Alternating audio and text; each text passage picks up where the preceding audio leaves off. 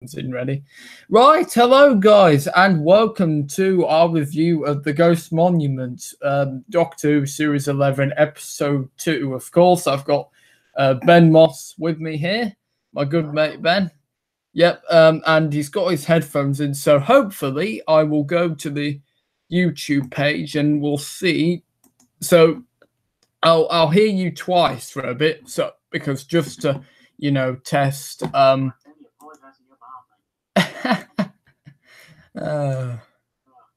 don't wish that on the worst. Oh, goodness me. Right. Hello. Oh, yep. That's. Does that work all right? Are we good?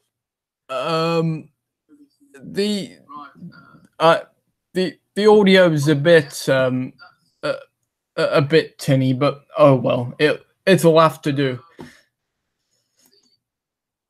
So right, anyway, so as the same, we're reviewing the Ghost Monument, which is episode 2 of series 11, and the episode kicks off pretty much where we left off in The Woman Who Fell to Earth. Yeah. Like seconds after the first episode ended. Yeah, which of course saw the Doctor, Jodie Whittaker, and her friends be lying in space, and as they are. A crucial thing we did start with. What? Before we even got to space, that opening title sequence. Yes. Now, this is what it reminded me of. Two versions of the theme tune. One, the original Delia Derbyshire and Radiophonic Workshop version from 1963.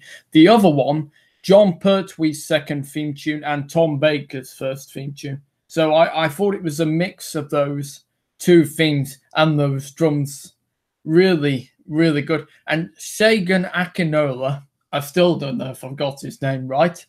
His score again is brilliant. We said last week if he could get the right balance. He is a phenomenal score artist. Yeah, Chris, you chose a really good choice, and it's not easy because he's obviously had to step into the shoes of Dudley Simpson and Murray Gold, but he's shown he can really up to the task.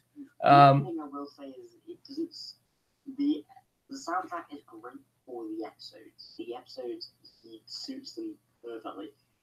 The only thing I'm thinking is, so far, at the very least, I wouldn't exactly buy the album. Well, obviously, we'd have to wait until the remaining 8 episodes. There's going to be another episode at some point where we're going to get like a Majestic Tale like that. Well, yeah. So we'll see. So anyway, it's not long before the Doctor is picked up by a ship, which the captain, Sean Dooley, doesn't really like having people around him. So he's like to the Doctor, please, can you get off my ship and leave me in peace? Dooley does a great performance. It's really the guest stars and Bradley Walsh and Tosin Cole who are really stepping up their performances. Once again, Bradley Walsh I still can't stand him, but I'm sorry, he's just one of those people like Greg Davis I just cannot stand.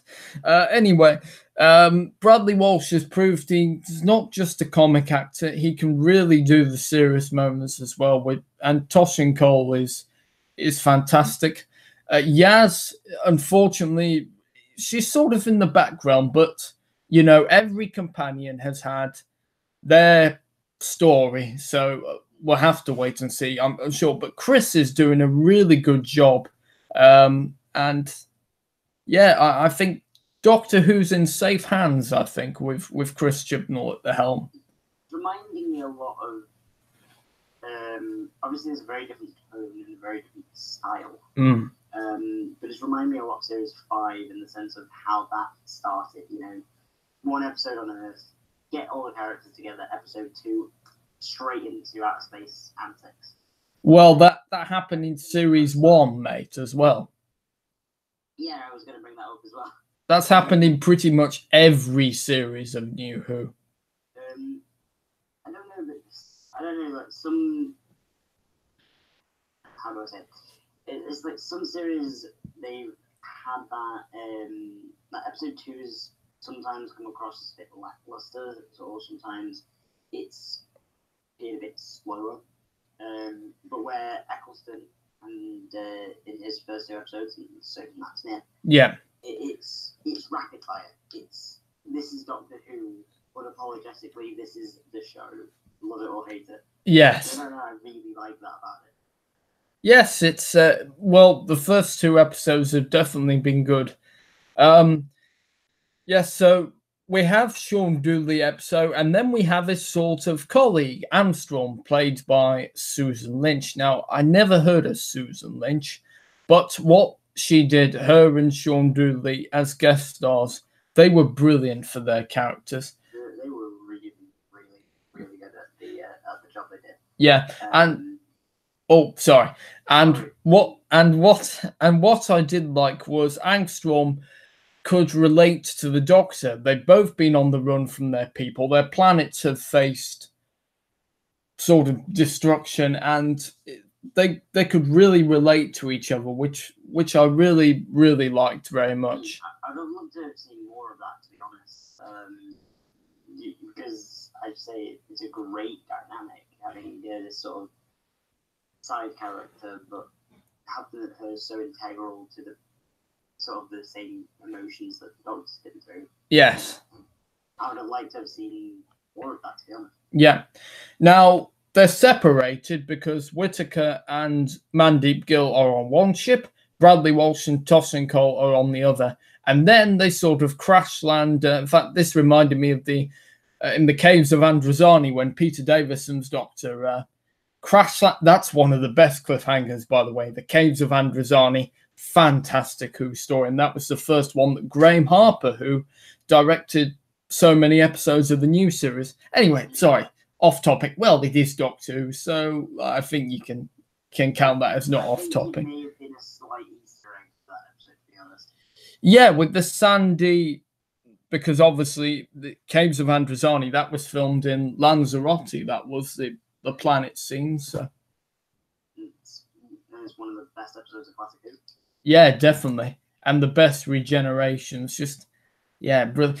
Anyway, enough looking forward to the past. Look to the present. So then we see the characters reunite, and we see Armstrong and Epso. And we at first they sort of act like strangers, but then it is revealed that Epso and Armstrong know each other, and they sort of have a couple, like a grumpy husband and wife, rowing. They'd be perfect. They'd be perfect for EastEnders. So yes. So they. What EastEnders you watch, where they make 2 leads for pointing a gun at each other? I've seen many EastEnders episodes on the years I've been on this earth.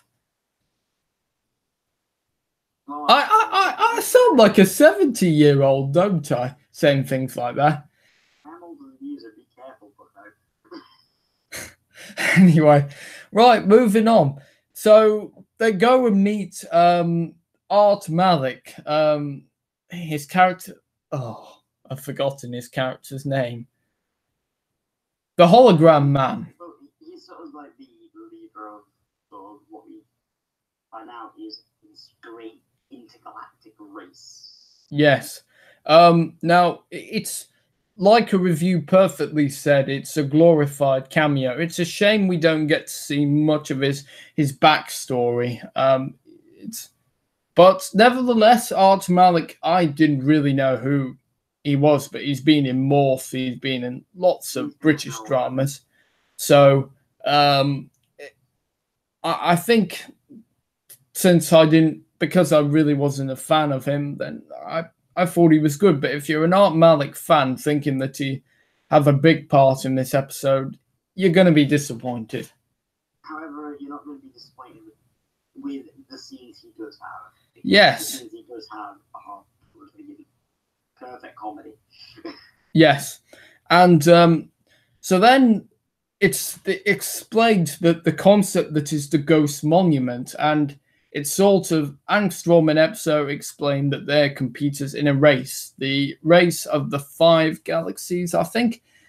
So, and then the Doctor, of course, is intrigued. What is the ghost monument? So the ghost monument is basically sort of a myth, if you like. Well, they said it was a myth.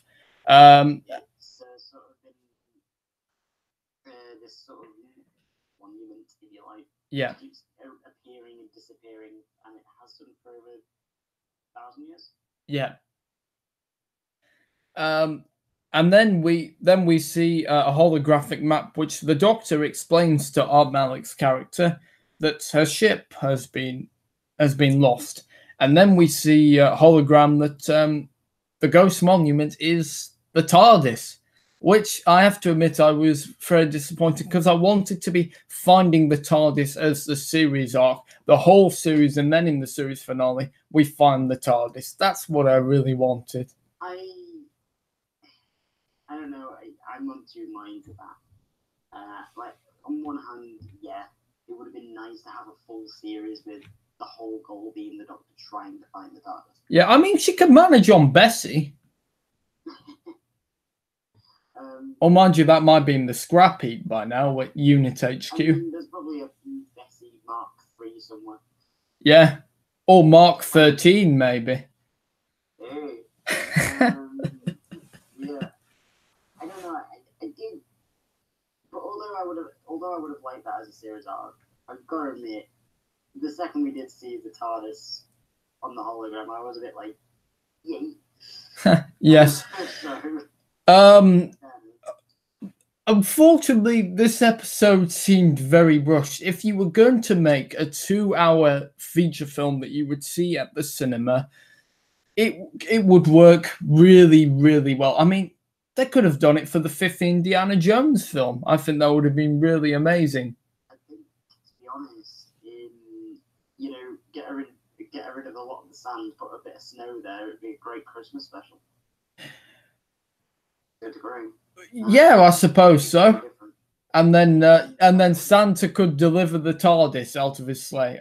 No, actually, that'd be a bit of an imbalance. The first time Santa's been in Doctor Who. Yeah, I know, because we of course saw Nick Frost out of all the actors that you expected to play Santa Claus, a man who's most known to doing adult comedies like Shaun of the Dead and Hot Fuzz.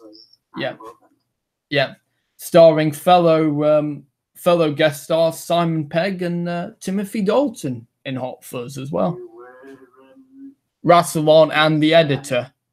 Pegg would have made a great master. When I saw him as the editor, and I would have thought he'd be a great master. He would.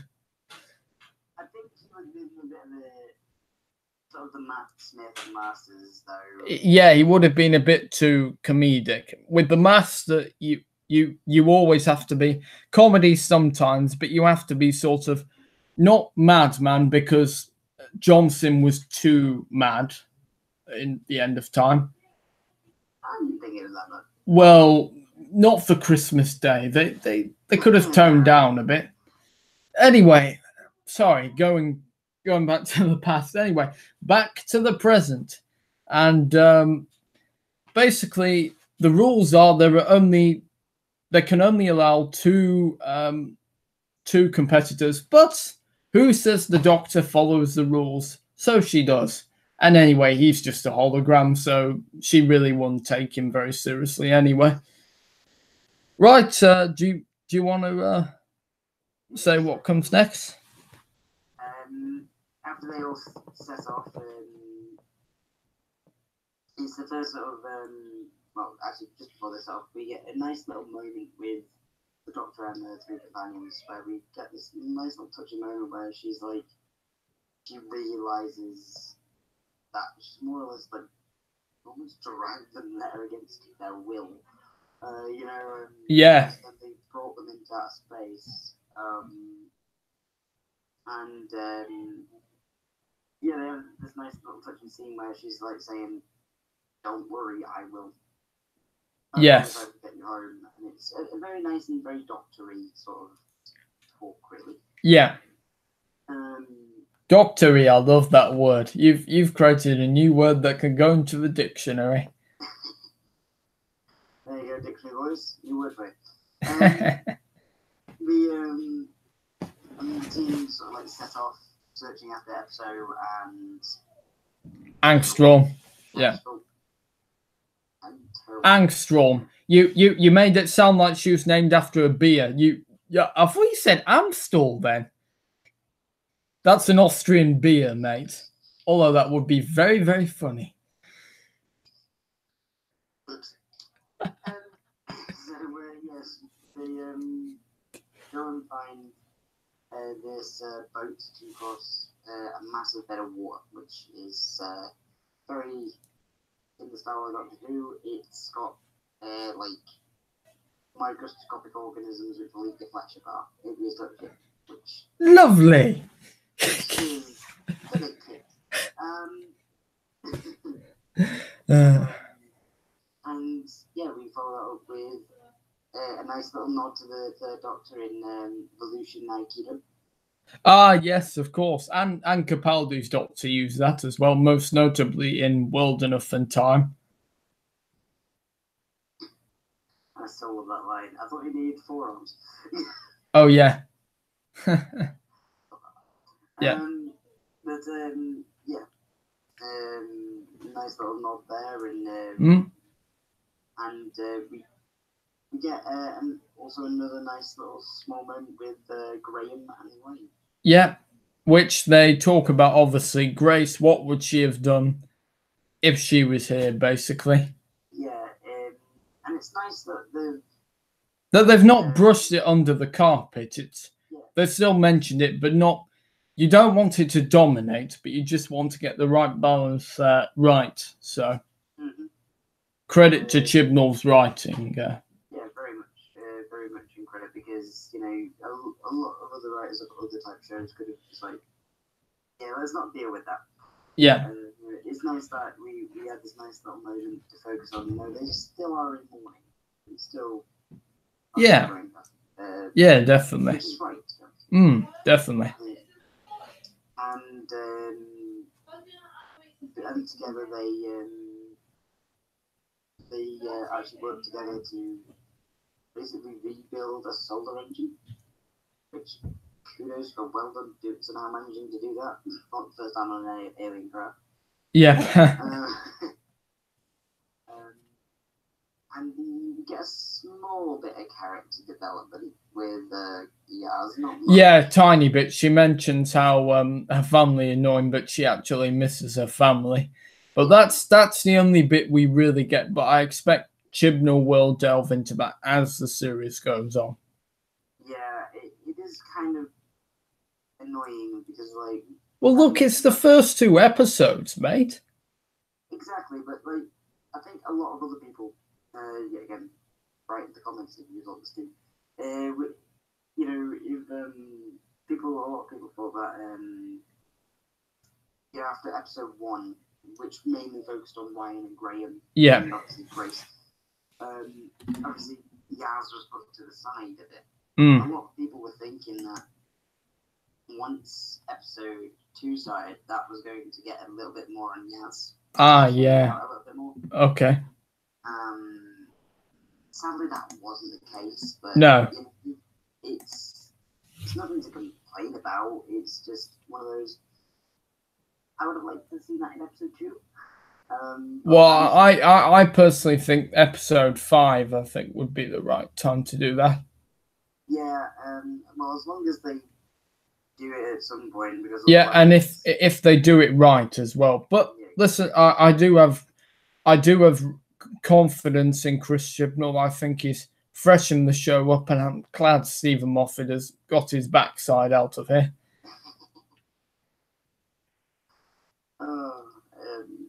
There's the last 3 episodes were. But yeah, I got after Broadchurch. I do have a lot of faith in Chibnall. He wrote that so well. I've not seen it because I don't want stuff on the dark side. So you like sounds. I'm a ITV, mate.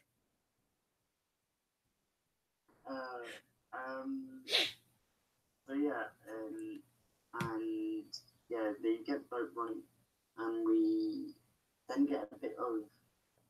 We learn a bit of why Epso is such a grump. Yes.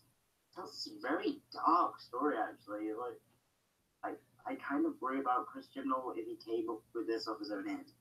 Oh yeah. What's happened to you, mate? If you, yeah. That's a bit disconcerting. That'd be like Tim Burton's just come in, knocked Chibnall out, and wrote a portion of the script.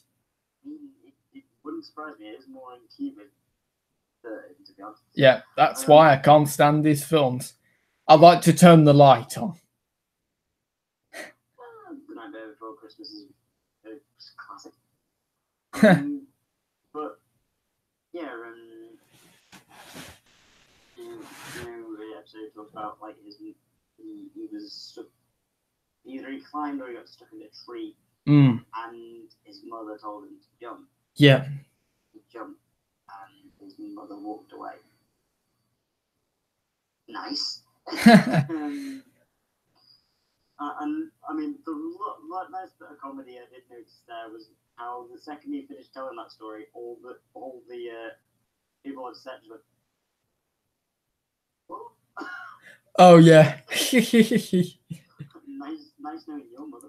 It's like the word they didn't know what to say really. So that was quite good. But yeah, dark stuff from Chibnall there.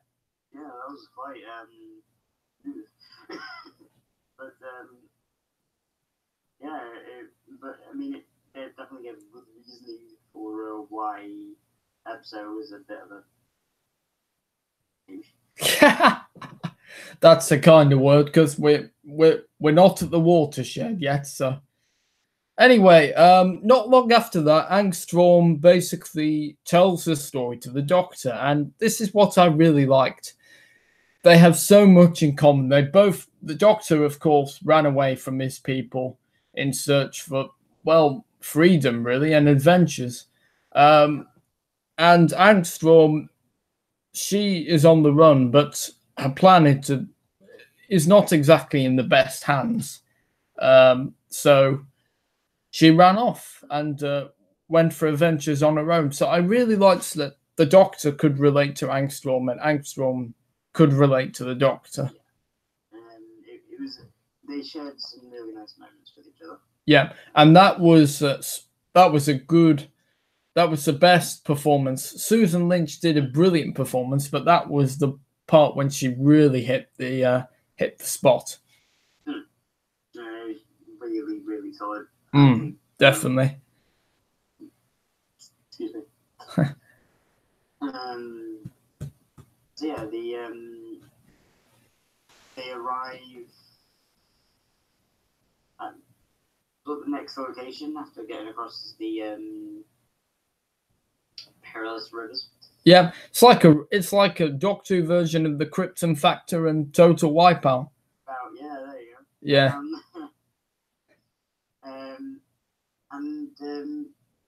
Yeah, they get to a place which looks an awful lot like a beach in South Africa. That's why they did film that in South Africa. That's why I'm sitting there. Should have had a cocktail. And they arrive at this sort of run-down building. Yeah. And at this point, episode decides to say, and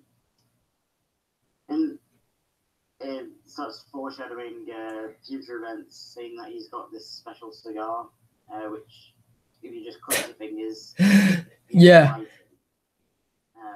Yeah, I thought that was well, I'm surprised that they were allowed to do a cigar, because obviously films are not really, especially because this is I know it's not a children's program, but obviously, you know, you'd think. Yeah, he did big up Snow. Right. Sorry, what were you saying, Ben? Yeah, I see what you mean. Some people could see it as bigging up smoking, which, but you know, I like to just kind of think of it as just clunky foreshadowing. But they start throwing out this cigar for Ebzo and Angstrom. Yeah. Part ways to properly start this race. Yeah. To get to the Ghost Monument. While the Doctor and companions walk around sort of the balcony, would you say? Of this. Yeah, this dark big building, and that's when they see some robots. They do. Ninja robots, by the looks of them. Yeah. 4 of them got behind him in like 2 seconds. Yeah, and then Ryan, the Doctor, always says that when Ryan grabs a gun, guns don't solve anything. But Ryan, of course, says they do, and then he does sort of this Call of Duty like battle cry, which is actually quite a funny moment when he thinks all the robots are blasted, and then how do you reload it? Yeah, when they start coming up, and then he sort of screams like a girl. So that's one thing this episode does deliver on is comedy. There's quite a bit of it, not too much, but there is quite a bit of comedy. I'm not so sure how I feel about that scene, and I've watched the episode about 3 different times now. I'm not so sure how I feel about that way of showing the Doctor doesn't like guns, but I can see a lot of people getting a good laugh out of it. Yeah, especially because, well, today's teenagers, they do like shooting games like Call of Duty and Grand Theft Auto. So I think Chibnall's trying to relate it to the present day, I think so. Yeah, he does that in all his writing, so makes sense, I suppose. Yeah. But because of Ryan has now gone out and more or less broadcasted to the whole robot army where he is. Yes, I'm in this building here. He may as well have shouted that. Yep. They all start getting surrounded by these robots. Yeah. And the Doctor showing great little bit of Doctor ingenuity. Basically, she. Believe it.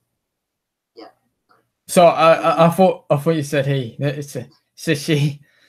She does a really bit of doctoring work, which I think is an Easter egg to Voyage of the Damned.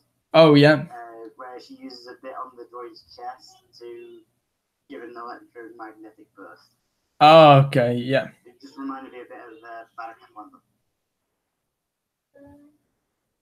Yeah, because Voyage of the Damned. Oh, yes, I think I do remember that scene, actually. Yeah. I don't know, maybe it was just me, but I don't know. It kind of reminded me of that. I thought it was kind of cool. Yeah. So then, that point onwards, the episode starts to feel rushed, it does. Yeah. And that's when I thought, if this had been a big budget film that you would have gone to see the screen, The Ghost Monument of Cinema's Friday. I can just imagine. It'd actually be a good title for a film. Star Wars episode, The Ghost Monument. That'd be really good, actually. I mean, they've got the sand. It reminded me of Tatooine and Gallifrey, it did. Yeah, to be honest, with the dual suns over the horizon, it was kind of similar to Tatooine, really. Yeah, and in fact, this episode had quite a lot of comparisons to Star Wars. I mean, 1, they were in the desert. 2, they were in a space pod like race. So there was quite a few comparisons to Star Wars, and of course they had robots, so androids. So yeah, but they didn't have any iPads. Yeah, right. Anyway, I can only remember from that on when Jodie Whittaker's doctor says she's failed. I can't remember anything just before that, but I think I've done pretty well for remembering most of the episode. Now this is where I'm going to rely on my brains. To escape the droids before they wake up, they end up going down this tunnel into sort of the underground of the planet on which. Yep, going underground. Hey, they should have had the jam playing on when they were and that. Yeah, they go underground tunnels of desolation. Yeah. And you get a nice little nod again to Ryan with his dyspraxia. Yeah. The second that he sees the ladder, he's like, oh, why did that happen? Yeah, but then again, it's touched upon, but not dominated, which again is something that Chibnall's writing has just got the right balance of, and I hope that goes on the same amount of balance for the rest of the series. I hope, like even with when the other writers join on that, that Chris Chibnall has been able to keep that sort of low level. Yeah, well, next week we've got children's author Mallory Blackman on screenwriting duty, so we'll see how she does, because obviously it's different if you're writing a book and a screenplay. It's very different, so it'd be interesting to see, and I'll be looking forward to. By the way, we'll also be previewing Rosa at near the end of the stream, so yeah. And I will have my own thoughts to share on that.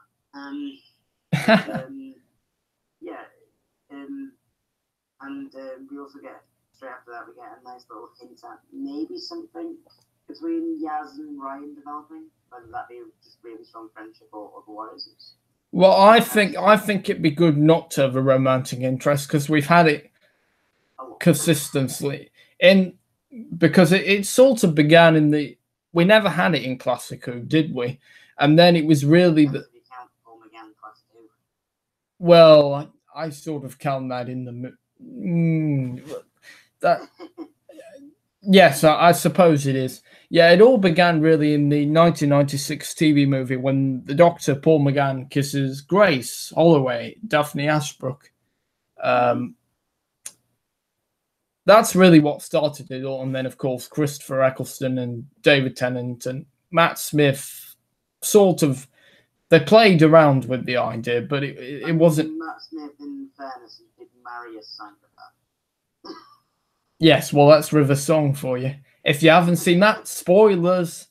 Anyway, Peter Capaldi obviously wanted to keep himself to himself, so he didn't want even a hug. So yeah. Not all and Bill were very lucky. Yes. Right. Yeah, they continue going down these tunnels after both Ryan and Yaz meet up. Yeah. An episode goes on and one of his grunts is regular to do with this episode, to be honest. Yeah. Goes off to get some shut eye because he wants to sleep it off, I guess, and doesn't. I don't particularly get it, because if you want to win a race, I wouldn't think going to sleep would work. No. What do I know? Usain Bolt should probably try that, going to having a little nap. Oh, well, you're good.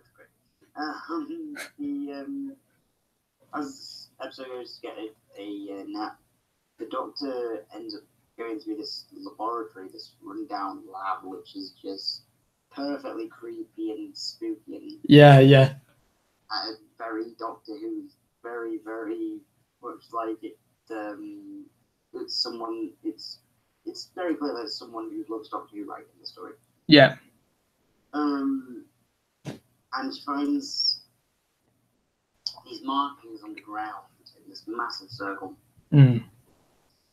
And we find out that Chris Chibnall has been lying.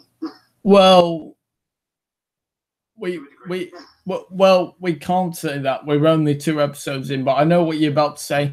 The Stenza. Yes, well done to you, because I said no, I think it'd be a one-off villain, and then well done to you, and obviously. It was once the planet of the Stenza, which a planet of the Stenza, because apparently they inhabited multiple. Yep, added more teeth. Yep, or limbs or whatever, because we don't know if Tim Shaw was the only one who used teeth. Oh yeah. It would be funny seeing like one person with one of the Stenza with like 17 arms. Oh, I think I would want to run. I think. But, well, all they said is they wear their conquest. We don't know what that means. Does that? Yeah. I'll keep it PG. Don't worry. Yeah, definitely.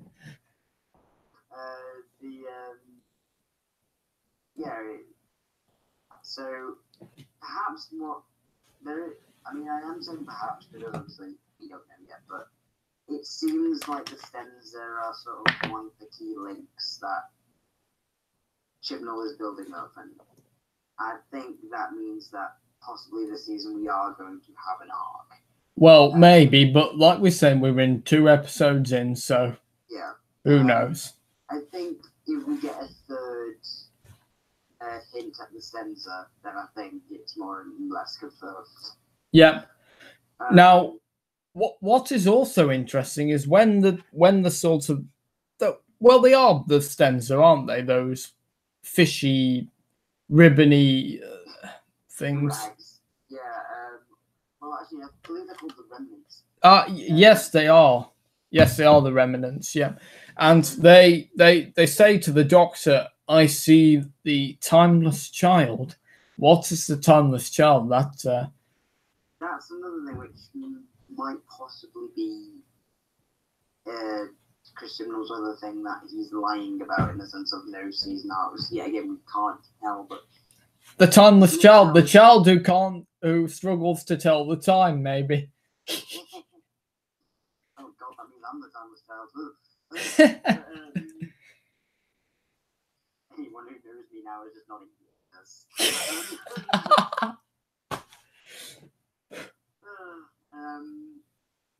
But yeah, that's how the way that was shown in the episode sounds like it's a big deal. So it sounds like that will be something which will be either over Whittaker's era or at least in this season. Or it could be a red herring. So, like you say, you never know.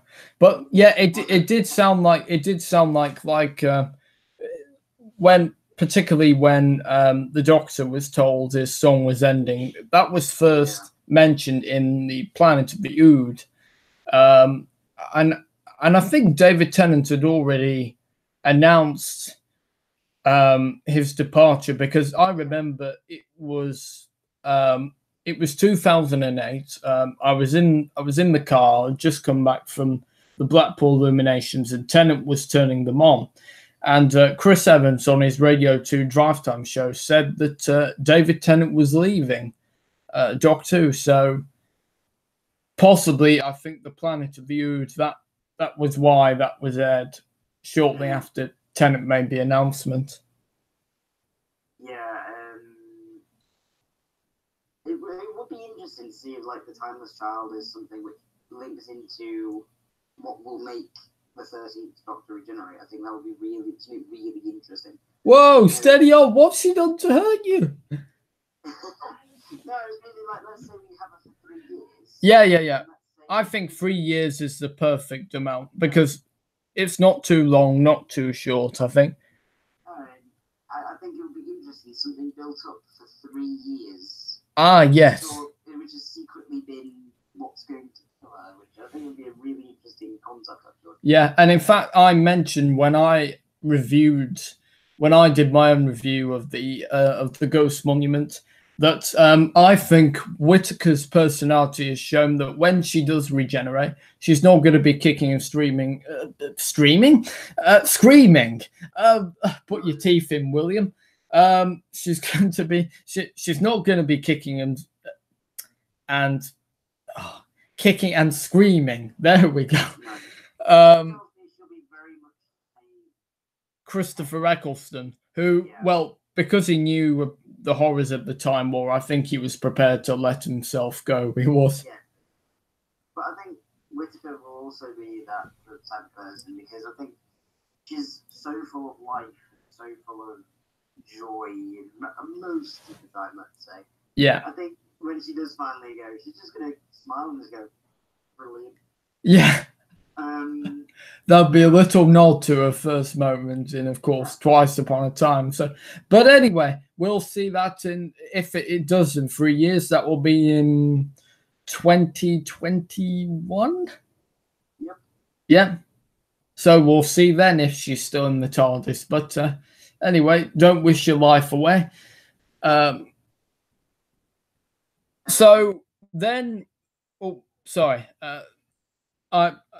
I remember. So when the episode basically, when Angstrom in episode, Art Malik's character says that they're the joint winners and they've never been a joint.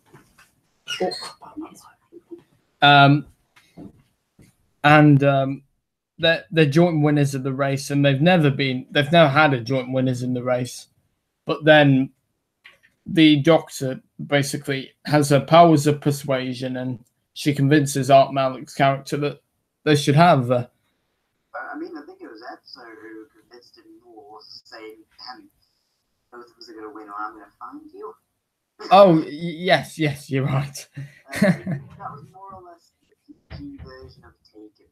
Yeah, I'm going to find you, I'm going to hunt you down, and I'm going to kill you. It was more or less that way. Should have had Liam Neeson as the hologram guy. Oh, imagine him in Doctor Who, he would be. I'd be so happy. Yeah. So then, one thing that did slightly annoy me is Angstrom in episode, they seem to go very quickly. They didn't really get to saying goodbye to the Doctor very much. It was just like, mind you, episode probably wanted to get off that planet as soon as he could. So I suppose in the character sense that fits perfectly well. Anyway, we have this. This is, I think, our first glimpse of Whittaker's whole spectrum of acting. Yeah. When she's crying because, well, she's not crying, but she's breaking down. Yeah, breaking down that she's failed herself, she's failed her friends, she broken promises, and that was a really beautiful scene. It was. And what I liked about it was the fact that the companions, they didn't berate her or they didn't blame her. No. They were like, well, do you see us crying? Do we care? Let's just live it out. Let's just try and find this ghost monument. Let's do it together. Which was just, it's that sense. Chibnall always said it was an ensemble piece, this series, and I think that's what's clear. And I think also it was I know you're not a fan of the phrase, but I think I get it that these people aren't companions, they are best friends. I get it. Oh, companions just sound so much better. It does, but if you look at that scene and the way they react to the Doctor, you can see they are best friends. They are. They are. Yeah. That sort of caring about them. Yeah. But yet again, in a little bit rushed to the scene. Straight after that, the TARDIS does start appearing. Yep, hope is not lost. The ship does finally find its way to the Doctor. This is where the funniest line in the whole episode got me. That's it. Come to Daddy. Mommy. Oh, yes. That's very funny. That's how you get the perfect humor of the Doctor being a woman, but not not too much, just short bursts of humor. And obviously, they won't focus on too much, but obviously because Rosa is based on historical events, that of course that will be mentioned. So anyway, the Doctor gets to a ship, and it's sort of a callback to when Matt Smith in the 11th hour, he said, "Look at you, you've done yourself up," and also little nod. Last time, Matt Smith had a burning hot TARDIS key in his hand. This time, the Doctor doesn't have a key on her. She hates empty pockets. Yep. But anyway, she didn't even click her fingers, I think. The TARDIS sort of actually opened themselves, I think. Yeah. So that's the first time we've seen no pushing or clicking. I mean, the doors have opened on their own before. Yes. Well, they opened when because it wanted to kick out Jodie Whittaker, didn't it? Exactly, Yeah.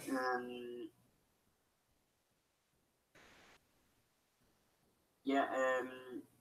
And there's been, I believe, a few other times in Matt Smith's series where the doors at least closed on their own. Yes, in fact, they closed on their own. Well, I suppose you could say closed on their own when, particularly in the parting of the ways, when Eccleston, I suppose, uses the sonic. I mean, technically he is closing the doors, but he's not. Well, I'm not really sure. I think I would count that as closing on their own. Journey's End. Yes, because Donna was stuck in that burning TARDIS, nearly about to be burned to a crisp. Yep. that old TARDIS console blew a lot. It did, yeah.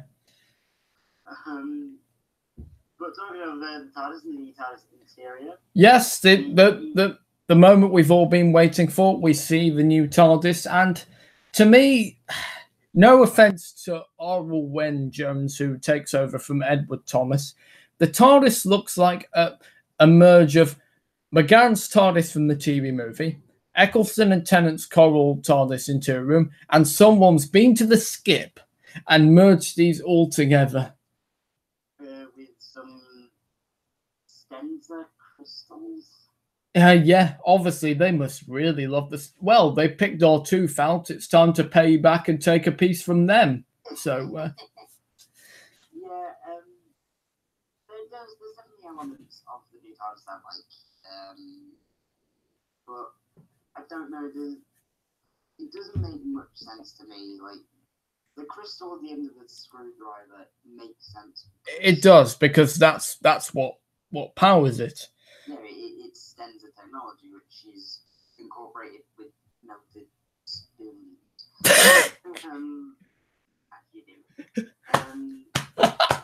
As you do. Oh, that moment's gonna kill me when I watch this video.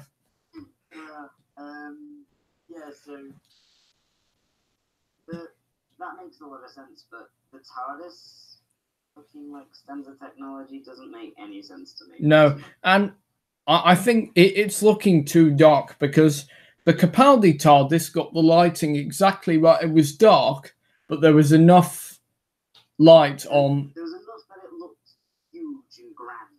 Yeah, and McGann's TARDIS, that was a little too, maybe tiny little bit. That could have done with a bit, but the lighting obviously was different from the 90s, and it's different to the way how TV shows use contemporary lighting now.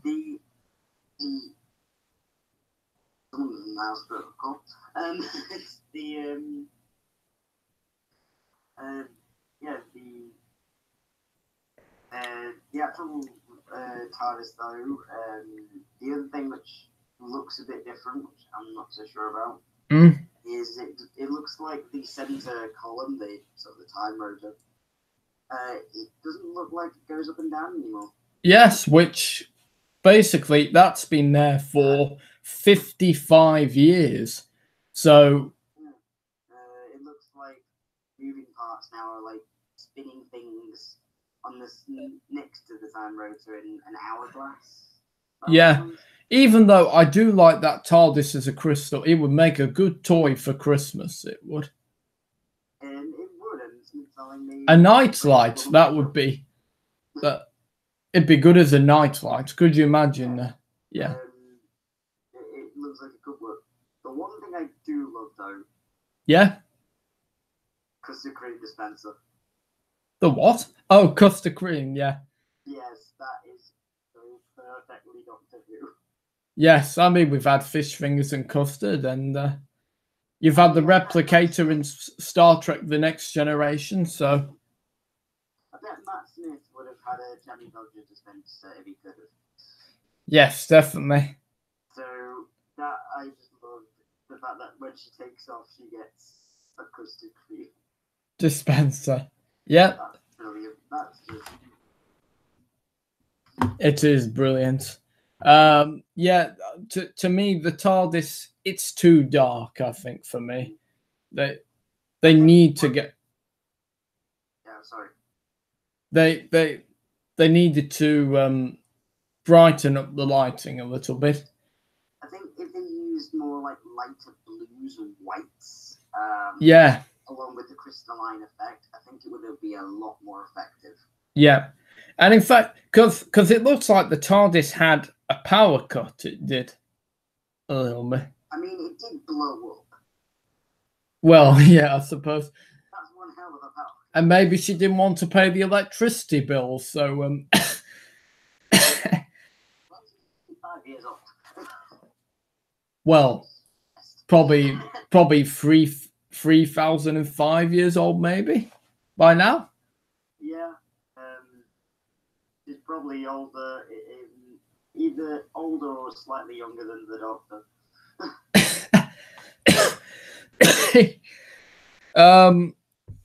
So yeah, and that's when it's sort of.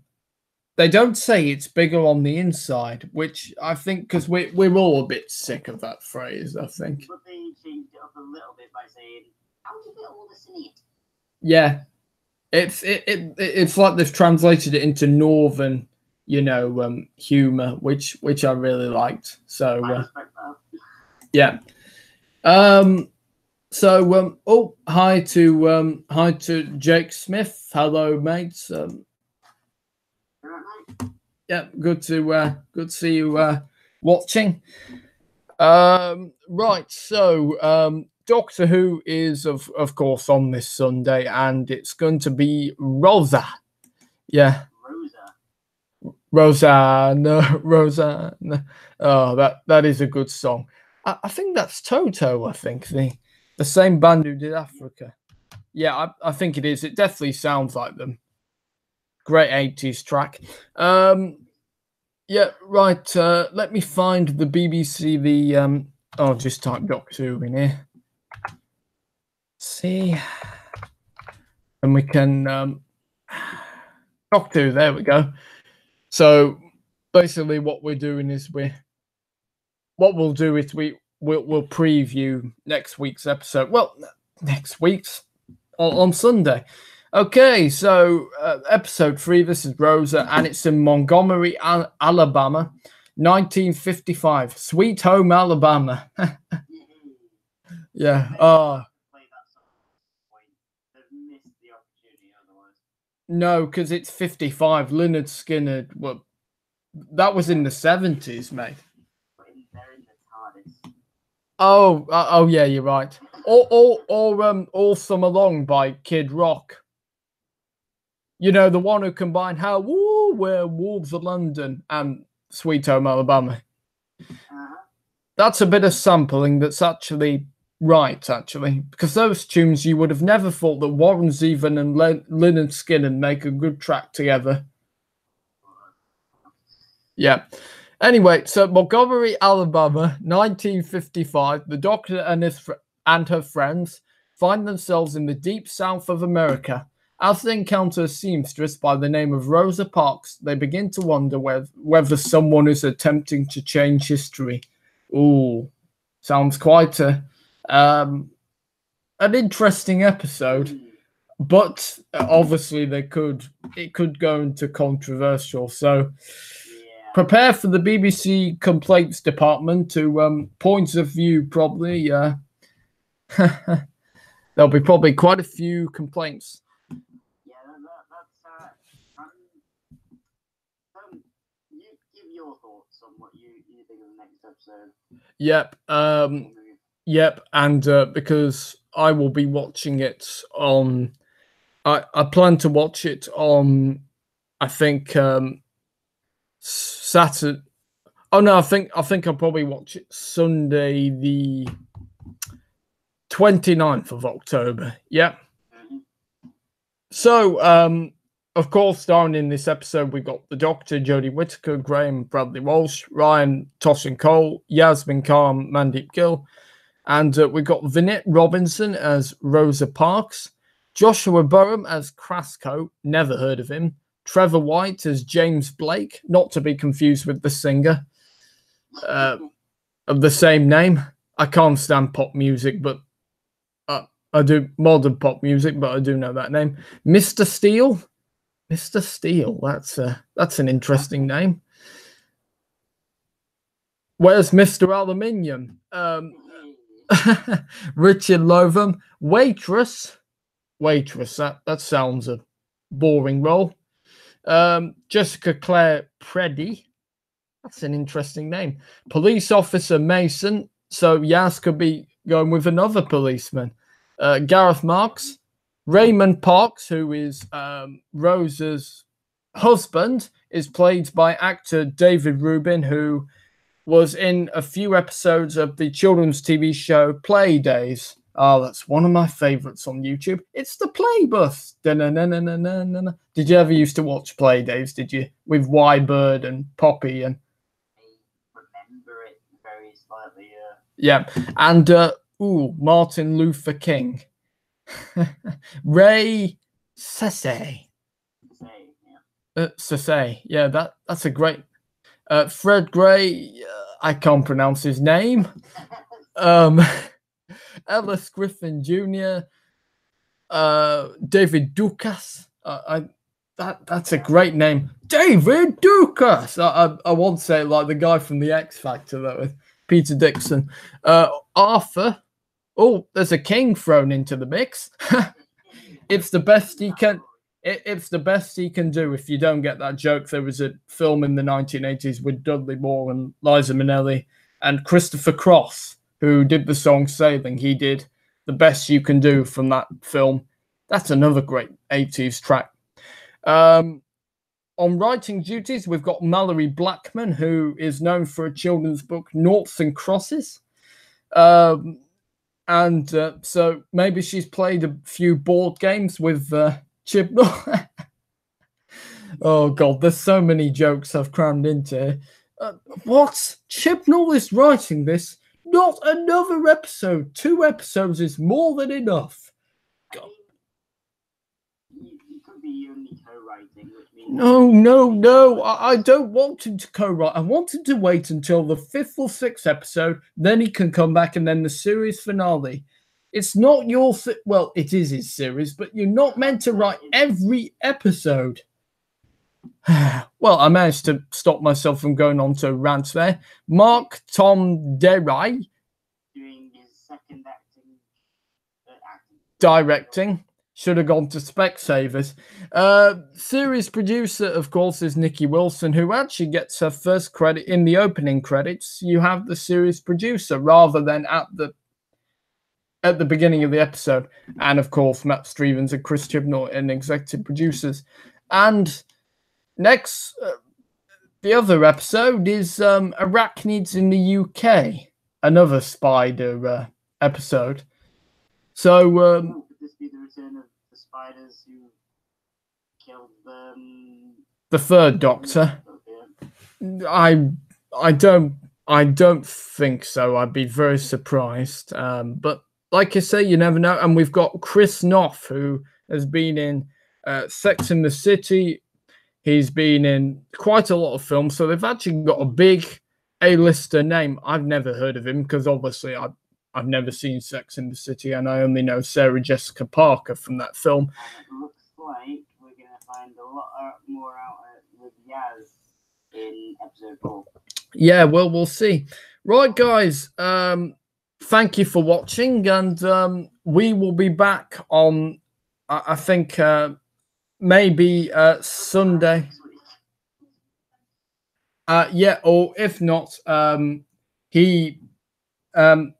obviously, if you verify your YouTube channel, you could do review on your own just for that week, because you know how to set up the live streaming, don't you? And you can get hang-ups. So I'll see what I can do. Otherwise, we'll do it both me and you when you get back from a little break. Yes. Just say that. Yeah. Anyway. So yeah, guys. That's it. Thank you for watching. If you want to like, share, comment, and subscribe to the Lightning Born YouTube channel, and let us know what you thought of episode 2, The Ghost Monument. Yep. In the comments below, because not a lot of people watch this live, but of course with live streams, not everybody has to watch it live. Once it goes to YouTube, they can always watch it whenever they want. So keep these pretty faces forever. Oh God. Right, on that note, I think it's time to end on that bombshell, as Jeremy Clarkson would say. Anyway, see you guys in the next one. Bye for now.